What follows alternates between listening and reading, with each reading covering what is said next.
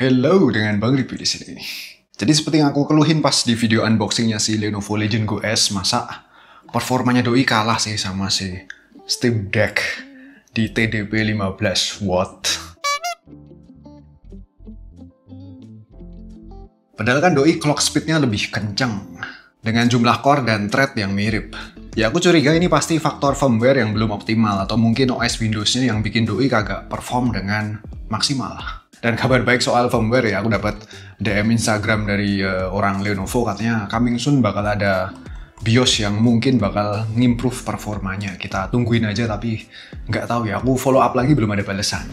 Yang pasti untuk ningkatin performanya dengan instan adalah dengan install dual boot ya, operating system OS BZ kesini. Ini udah pakai BZ. Langsung instant resume ya. Karena BZ itu ya kayak OS-nya Steam Deck. Mirip banget, nyaris identik malah.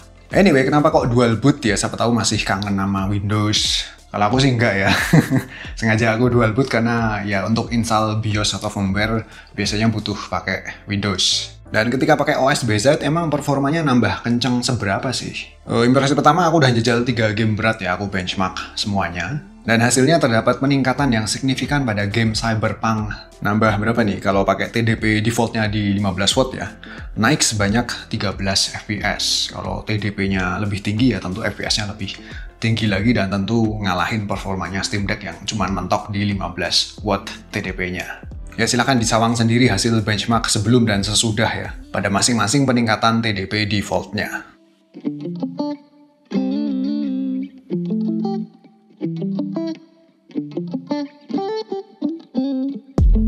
Ya walaupun pada game Black Myth Wukong sama Forza Horizon 5 peningkatan FPS-nya cuman secuil, tapi ya wes lah, yang penting ada kemajuan.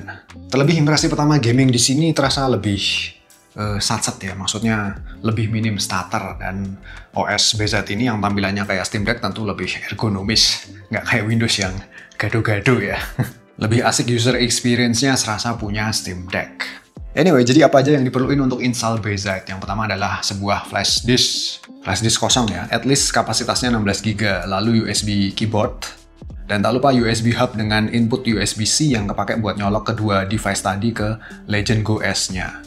Dan juga diperlukan sebuah keberanian ya, do it with your own risk. Kalau kenapa-kenapa ya, silahkan ditanggung sendiri. Di sini tutorialnya aku rasa udah cukup jelas ya. Dan satu lagi, selama proses penginstalan jangan lupa doi dicolok ke listrik aja ya, daripada tiba-tiba baterainya mati pas proses install kan malah error. Nah langsung dimulai ya. Langkah pertama adalah pastiin opsi device encryption udah dimatiin. Pada posisi off dengan cara masuk ke setting terus ketik device encryption setting. Habis itu dimatiin Legion Go S-nya, di shutdown. Setelah mati, tekan dan tahan tombol volume up sama tombol power secara bersamaan hingga nongol menu BIOS. Pilih BIOS setup, more setting, masuk ke security dan pada opsi secure boot, pilih disable. Habis itu exit dan pilih exit saving changes. Misal nanti muncul perintah untuk setup ulang PIN atau password login Windows, tinggal diikutin aja ya, gampang. Nah setelah masuk ke Windows lagi, sekarang saatnya bikin bootable USB drive ya, pakai flash disknya tadi. Buka browser lalu masuk ke situsnya BZ, linknya ada di deskripsi video. Klik download BZ, kemudian pilihan hardware-nya tentu pilih Lenovo Legion Go dan Go S. Setelah itu untuk desktop environment-nya aku pilih yang KDE ya, biar mirip tampilan desktop mode-nya kayak di SteamOS. Lalu klik download, size filenya sekitar 9 GB. File selanjutnya yang kudu di-download adalah Balena Etcher, lagi-lagi linknya ada di deskripsi video. Ini software kepake buat nge-flash file instalan BZ tadi ke dalam flash disknya. Jadi setelah kedua file tadi selesai di-download, pertama-tama buka folder tempat nyimpan downloadnya, habis itu double klik file setup Balena Etcher-nya. Setelah itu colok USB hub beserta flash disknya ke port USB-C Legion Go S. Pilih flash from file, lalu pilih file BZ yang hendak di flash ke flash disk. Kemudian select target, arahkan ke flash disknya, terus select, dan terakhir klik flash. Warning ya, ini akan menghapus isi file yang ada di flash disknya. So, ya seperti yang bilang tadi, pakailah flash disk yang nganggur nggak kepake. Yang nggak ada data penting di dalamnya ya. Ya prosesnya rada lama, hampir setengah jam seingatku. Tungguin aja mungkin disambi joget-joget atau apalah.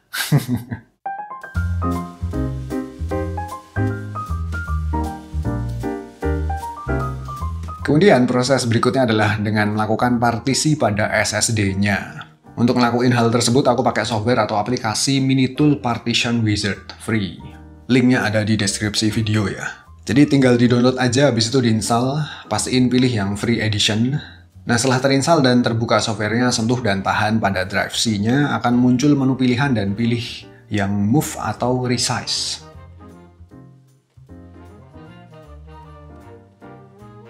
Jadi pada unallocated space after, tentukan besaran partisi baru untuk OS BZ-nya. Dengan cara ngetik besaran gigabyte-nya atau geser-geser aja slidernya.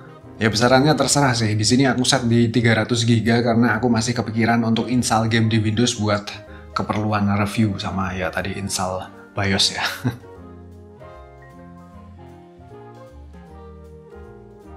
Setelah itu klik apply, yes, dan restart now, tunggu prosesnya agak lama.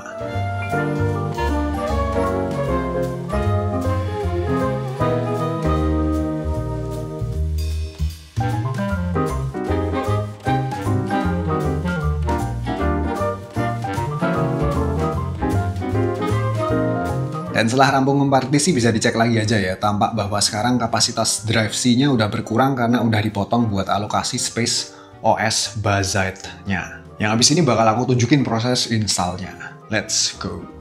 Ya pertama shutdown Legend OS-nya dimatiin ya, lalu masuk ke BIOS seperti yang udah aku tunjukin di awal tadi. Lalu pilih boot menu dan pilih flash disk-nya.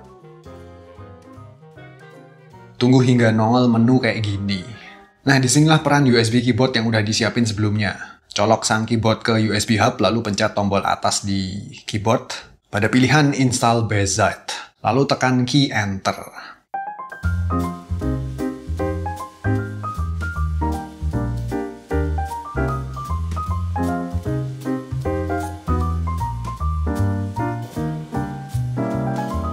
Sekarang pilih bahasa, set ke bahasa Inggris ya kalau aku ya. Lalu continue. Setelah itu pilih Installation Destination, pastiin SSD tempat menginstal sudah berwarna biru dan tercentang, lalu klik Done. Selanjutnya masuk ke User Creation, bikin akun, isi password yang dikehendaki, lalu Done.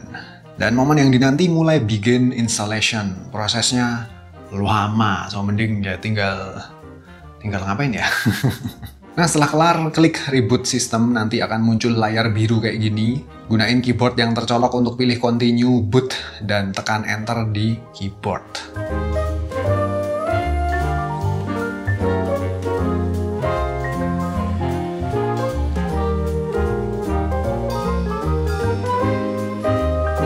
Oke, sekarang setup awal BZ, pilih bahasa, time zone, masukin password WiFi, lalu login ke akun Steam kalian.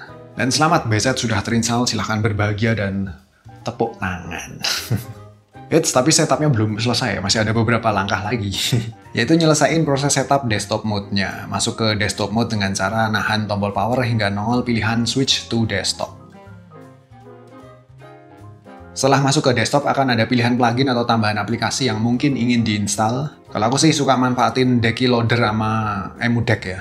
So aku pilih keduanya lalu pilih install. Kalau nggak dipilih ya juga nggak apa-apa sih. Kemudian pada pop-up menu yang muncul pilih opsi yang klasik aja, lalu finish. Terus bakal disuruh masukin password, masukin aja password yang sama kayak pas di user creation tadi biar nggak kebanyakan password.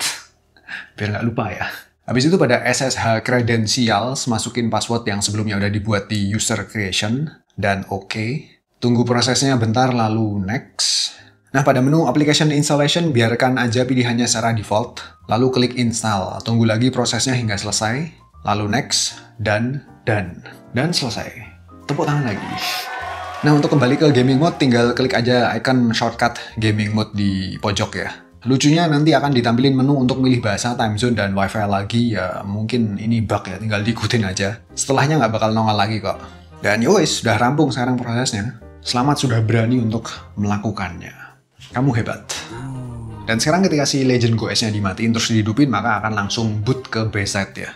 Gimana caranya boot ke Windows? Caranya masuk ke BIOS saja. Ya, masuk ke BIOS dengan cara tekan dan tahan volume up serta power berbarengan. Habis itu pilih BIOS setup. Pada boot device, pilihan Windows-nya tinggal di keatasin aja ya. Lalu exit, save and exit. Dan ketika booting kini bakal selalu ke Windows. Dan agar OS Bezier kembali menjadi booting defaultnya, ya tinggal di keatasin lagi aja pilihan Fedora-nya lalu exit, save and exit. Simple. Oh ya, gimana caranya ngakses TDP, ngatur fan, ngatur LED-nya doi? Caranya gampang. Tinggal double klik tombol yang ada di atas ini ya. Terus pencet Y untuk pilihan opsi yang lebih banyak. Di sini kita bisa utik-utik TDP, intensitas fan, ngatur LED, macam-macam bisa dikulik-kulik sendiri. Dan mungkin yang belum familiar dengan Bezier OS atau tampilan ala-ala SteamOS, ya silahkan belajar sendiri. Gampang banget, lebih simple daripada ngoperasiin Windows. Ya segitu aja ya. Selamat praktek, semoga lancar dan berhasil. Kalau udah berhasil install Bezier di sini, jangan lupa untuk cerita-cerita ya. Silahkan di komen aja. Kalian prefer pakai Bezier atau Windows? Kalau aku sih lebih suka Bezier ya. Performanya lebih nendang. Sedikit lebih nendang. Jangan pelit-pelit kasih like dan subsnya kalau terbantu. Terima kasih.